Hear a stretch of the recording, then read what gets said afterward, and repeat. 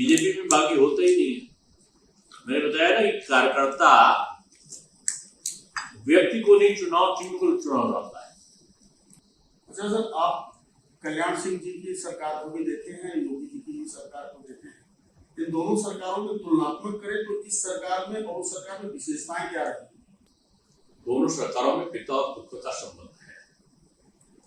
पिता के तौर पर कल्याण सिंह एक श्रेष्ठतम अभिभावक की भूमिका में थे और प्रदेश की प्रगति में उन्होंने एक नई राह दिखाई।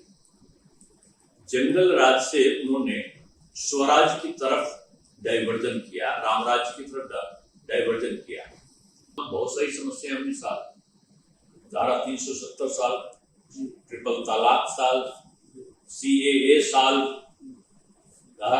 श्री राम जन्मभूमि मंदिर साल, बांग्लादेश की सीमाओं का नियंत्रण साल। क्या स्थिति रहने वाली है वो भी तब जब आपके एक सहयोगी दल महत्वपूर्ण थे संजय निषाद जी, वो इस समय उन्होंने अलग राग अलापना शुरू कर दिया है और बीजेपी कैंडिडेट के सामने अपने प्रत्याशी भी खड़े कर रहे हैं। देखिए, ये कभी भी स्थानीय निकाय चुनाव गठबंधन के आधार पर नहीं लड़े गए प्रदेश में, और ऐसी कोई बात कहीं मतभेद की है भी नहीं। बीजेपी गठबंधन धर्म का निर्वहन हमेशा करती आई है। जहां तक का चुनाव का प्रश्न है, पूरे प्रदेश में एक अलग वेव है भारतीय जनता पार्टी के पक्ष में। उसके दो मूलभूत कारण हैं। पहला कारण तो यही है कि जो इंफ्रास्ट्रक्चर को ठीक करने के लिए जो ट्रिपल इंजन की सरकार के रूप में काम किया है, ज्यादातर निकाय बीजेपी के पास थे, शहरी क्षेत्र के, शहरी सरकार भाजपा की थी, उनमें नाली, खड़ंजा, सीवर, कूड़ा निस्तारण, सड़क की लाइट, शमशान घाटों का रखरखाव, ये ऐसे बेहतर कार्य थे जिनमें स्मार्ट सिटी परियोजना ने सोने में सुहागा किया है। और अमृत योजना ने डेवलपमेंट के सारे रिकॉर्ड से जोड़े हैं और उसका सीधे शहरी जीवन में निकायों में उसका असर आम जनता तक पहुंचा है। और तमाम चीजों की जो ये सहूलियतें हैं, उनमें जैसे कूड़ा निस्तारण की अनूठी योजनाएं आई हैं, प्लांट लगे, जैसे बिजली के खंभे में अब आपको खपच्ची वाले खंभे सहायता कहीं दिखते होंगे जिसमें बिजली हो। पहले क्या था कि जो सड़कों में गड्ढा या गड्ढा में सड़क, इस प्रकार के लोग उल्हाना देते थे। आज चारों तरफ राज्य सरकार के द्वारा पुलों का जाल बिछा है और अगर लखनऊ जैसे शहर की आप बात करो तो 17 पुलों का निर्माण हुआ है और आउटर रिंग रोड का निर्माण हुआ है।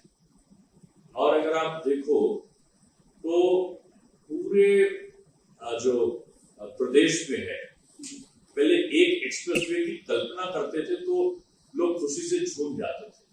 आज 17 एक्सप्रेसवे पर उत्तर प्रदेश में काम चल रहा है।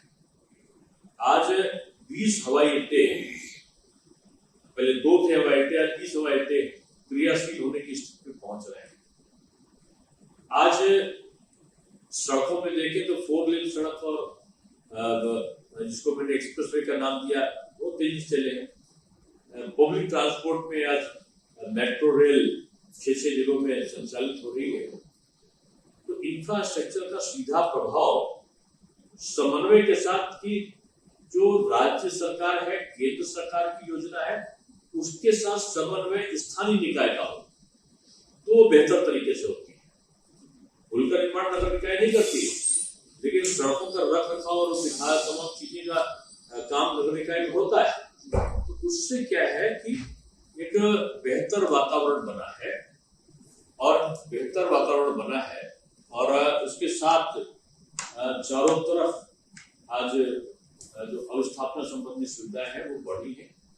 अवस्थापना संबंधी सुविधाएं जहां बढ़ती हैं वहां 3.5% का जो ग्रोथ रेट है अपने आप में बढ़ जाता है। तो ये आप कह सकते हैं कि प्रदेश में आज स्थानीय निकायों के बारे में बीजेपी स्विंग करने की स्थिति में है। ये पहला कारण है विकास, जिसके कारण बीजेपी जीतेगी। और दूसरा कारण है मोदी जी का और योगी जी का बेहतर समन्वय। अच्छा सर, स्थानीय निकाय चुनाव और मोदी जी और योगी जी दोनों लोगों का निश्चित रूप से कहीं न कहीं विकास के कार्य जो हुए हैं उससे स्थानीय निकाय चुनाव भी प्रभावित हुए। लेकिन अनेक जगहों पे देखा जा रहा है कि बीजेपी के टिकट के लिए सबसे ज्यादा लोग बीजेपी का टिकट मांग रहे हैं, और कई जगह से ये है कि कैडर और कद्दावर या नए जो लोग आए हैं उनके बीच की लड़ाई है।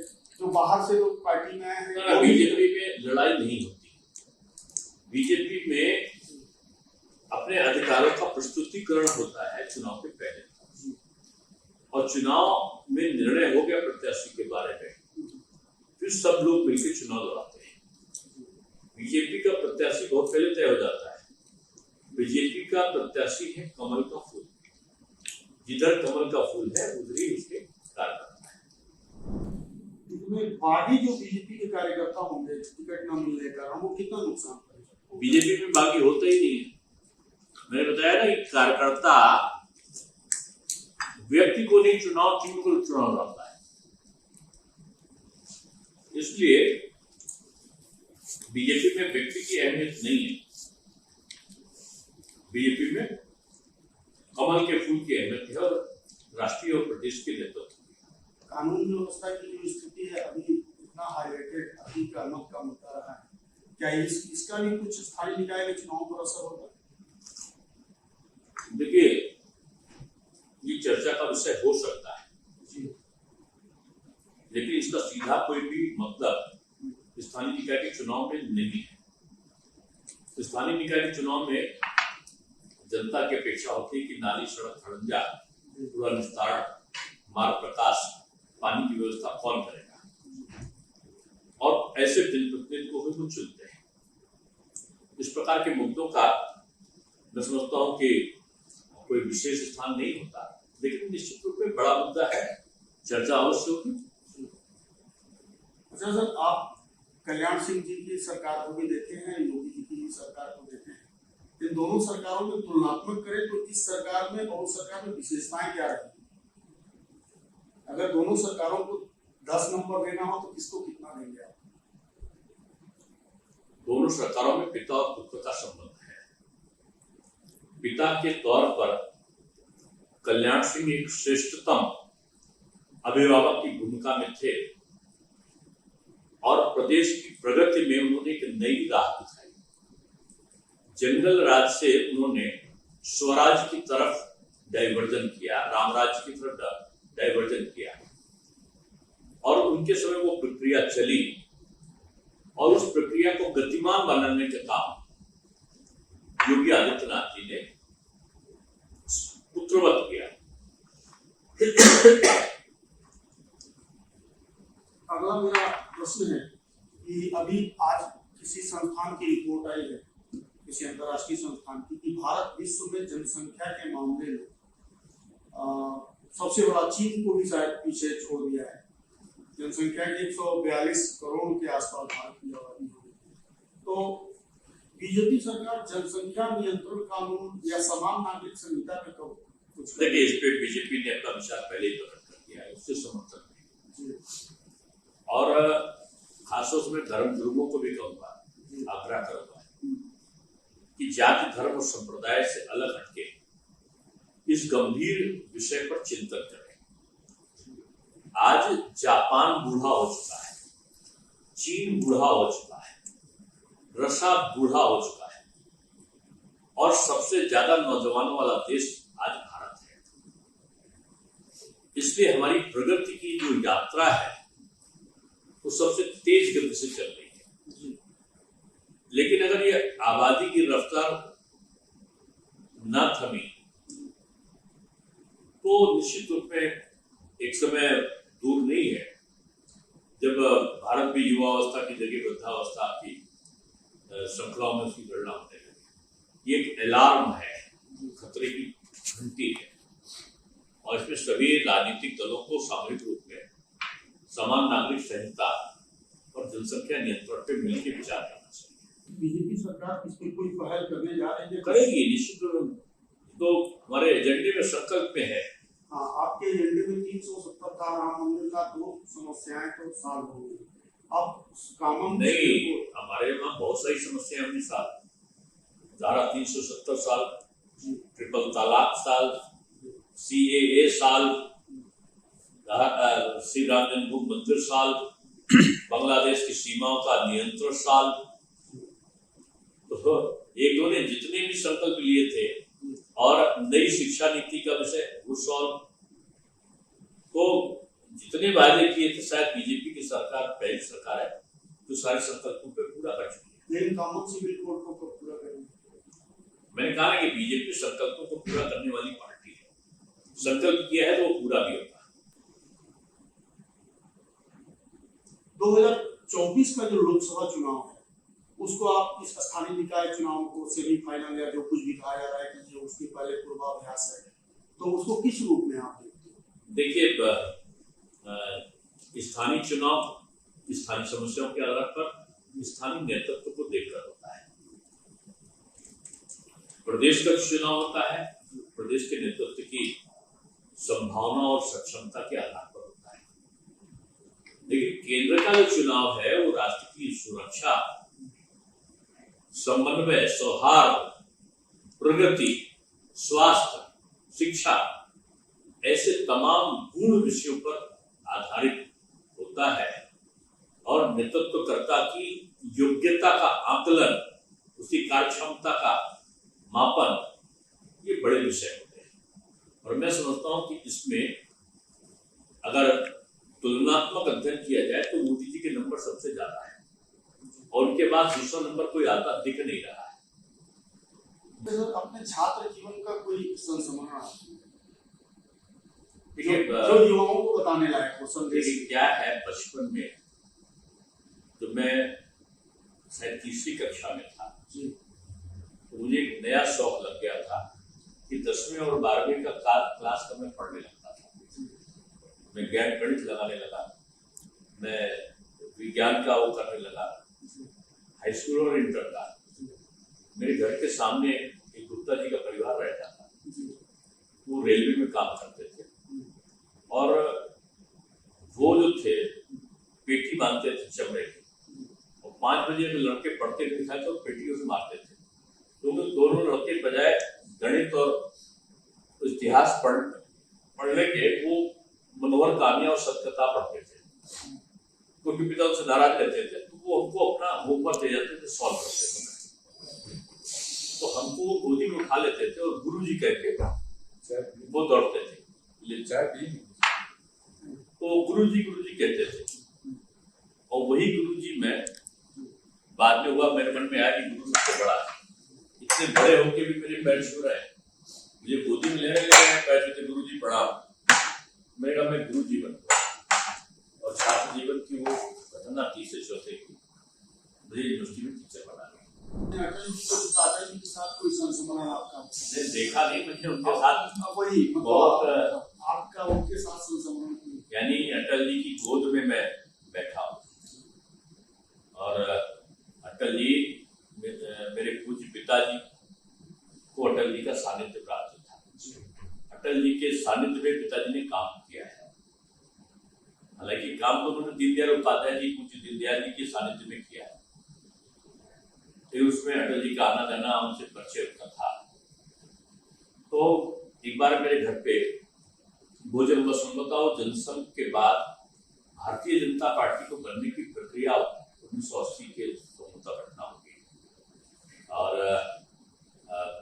1980 के पहले की घटना थी, जो मैं छोटा था और उसमें मैं जूनियर कॉलेज में पढ़ता था, क्लास मुझे ध्यान नहीं आ रहा है। तो इन लोगों का पहले क्या होता था, कार्यकर्ता के घर पे मीटिंग होती थी, कार्यकर्ताओं के घर पे भोजन होता था और कार्यकर्ताओं में एक कार्यकर्ता का कुछ बने आया तो किसी का कुछ बने आया। तो मेरे घर के बगल में डॉक्टर S.C. राय जो पहले महापौर थे उनकी कोठी थी और पीछे डॉक्टर दिनकर गोविंद फट्टे जो टुड़ियागंज हॉस्पिटल के प्रिंसिपल थे, उनका घर था। तो ये तय हुआ कि बाबूलाल हलवाई के पास जगदीशपुर धर्मशाला है, वहां पे जनसंघ के समय ही बैठक थी वो, और उसमें जब बैठक हुई तो उसके बैठक के बाद ये हुआ कि किसी कार्यकर्ता के घर में भोजन होगा, तो मेरा थोड़ी दूर पे मेरा घर था, मेरे घर पे डॉक्टर मुरली मनोहर जोशी, सुंदर भंडारी, राजमाता सिंधिया, उषा बाबू ठाकरे, कौशल जी, नानाजी देशमुख और अटल बिहारी वाजपेयी जी, इन लोगों का जमीन में बैठ के खाना हुआ। और मुझे याद है कि उषा फैन लगा था, टेबल फैन उषा का होता है, एक ही कमरे में पंखा चल रहा था, बाकी में नहीं चल रहा। तो मुझे कहा गया कि सब लोग अपना ला रहे थे, तो खीर बहुत पसंद थे करने की, तो खीर मुझे परोसना था, तो मैं लड़क पने वाला वो जल्दी जल्दी डालते जा रहा था, डालते डालते थोड़ी सी खीर उनके फूलते भी गई। पिताजी एकदम चिल्लाए, दिखाई नहीं पड़ता, जहाँ एकदम दिखाई नहीं पड़ता तो और बची हुई थी वो भी गई।